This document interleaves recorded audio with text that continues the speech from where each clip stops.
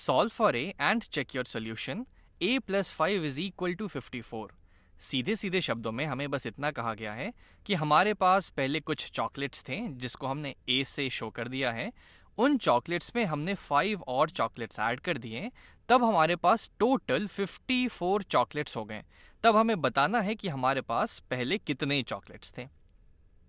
तो हो सकता है आपने इसको अभी तक अपने मन में भी कर लिया होगा, लेकिन हम इसे थोड़ा मैथ के तरीके से देखते हैं ताकि आगे जाके हम जब थोड़े से डिफ़िकल्ट प्रॉब्लम्स करें तो उस समय आपको आसानी हो करने में।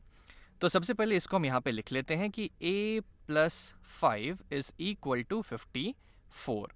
अब हमारा काम है कि यहाँ से इस a का वैल्यू फाइंड करना है, जिसको करने के लिए मैं क्या चाहूँगा कि इस साइड से एक के अलावा बाकी सारी जो चीज़ें हैं वो हट जाए। और हट जाने का मतलब ये नहीं कि मैं सीधे इसको ऐसे उठा के कहीं भी पटक दूँ, ऐसे कहीं भी, ये मैं नहीं कह रहा। मैं बोल रहा हूँ कि अगर हम इसको हटाते हैं तो इसको थोड़े इज्जत के साथ हटाते हैं, और वो करने के लिए हम क्या करेंगे, इस साइड हम -5 कर देते हैं, इस साइड -5 कर देते हैं, और चूंकि हमें इस इक्वेशन को बैलेंस्ड रखना है तब हम इस साइड भी -5 कर देंगे। तो अब देखते हैं हमारे पास क्या आ जाएगा। तो यहाँ से आ जाएगा a + 5 -5 आपस में कैंसिल हो जाएंगे। तो यहाँ पे जैसा हम चाहते थे हमारा सिर्फ a बच गया, इक्वल टू 54 - 5 यानी कि 49 आ गया। तो यहाँ से मुझे पता चल गया कि सबसे पहले जो मेरे पास जितने चॉकलेट्स थी वो 49 थी टोटल। और हमसे कहा गया है कि इसको चेक करने के लिए, तो चेक करने का सबसे सिंपल तरीका यही है कि जो भी हमारा वैल्यू आया, जितना हमारा वैल्यू आया, उसको हम इस दिए हुए इक्वेशन में डाल देते हैं। अब अगर आप इस इक्वेशन को ध्यान से देखें तब हमारे पास यहाँ पे दो साइड्स हैं। एक है ये मेरा लेफ्ट साइड जिसको हम लोग लेफ्ट हैंड साइड बोलते हैं, और ये है मेरा दूसरा साइड जिसको हम लोग राइट हैंड साइड बोलते हैं, जो कि राइट में है। तो अगर मैं लेफ्ट हैंड साइड की बात करूँ, तो है मेरा a + 5, a की जगह मैं डाल देता हूँ 49, तो ये हो जाएगा 49 + 5 जिसकी वैल्यू आ गई 54। और अगर मैं राइट हैंड साइड की बात करूँ, राइट हैंड साइड में तो 54 पहले से है ही, मुझे तो और कुछ करने की ज़रूरत ही नहीं है, तो ये तो हमारा 54 ही आ गया।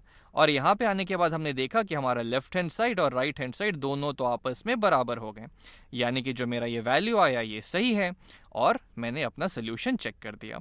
तो ये तो हुआ इसका एक तरीका सोचने का। अब चलिए इसको थोड़ा सा डिफरेंट तरीके से देखने का कोशिश करते हैं। जैसे हमें दिया हुआ था कि a + 5 इज इक्वल टू 54। अब हमारे पास कुछ चॉकलेट्स थी जिसमें हम 5 चॉकलेट्स और ऐड करेंगे। जैसे अगर मैं इसको यहाँ पे शो करूँ, मान लेते हैं ये मेरा एक बैग है, ये एक बैग है जिसमें कुछ चॉकलेट्स भरी पड़ी हैं, ठीक है। इसके अंदर कुछ चॉकलेट्स हैं जिनका टोटल नंबर कुछ a है, इसके अंदर कुछ a चॉकलेट्स हैं। इस बैग में मैंने 5 और चॉकलेट्स ऐड कर दिए, 5 और चॉकलेट्स ऐड कर दिए, और वो करने के बाद मेरे पास जो टोटल चॉकलेट्स इसमें आ गए वो हो गए 54।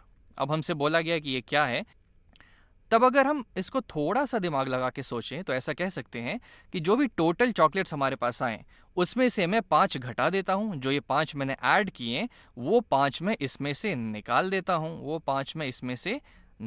देता हूँ, यानी कि -5 कर देता हूँ, -5। तो मेरे पास ये a की वैल्यू आ जाएगी, और 54 - 5 क्या होता है, वो हो जाता है हमारा 49, यानी कि इस बैग में टोटल 49 चॉकलेट्स थे। इसी चीज़ को जनरली हम एक और तरीके से देखते हैं, जिसको मेरा एक फ्रेंड जो है वो समोसे का मेथड कहता था।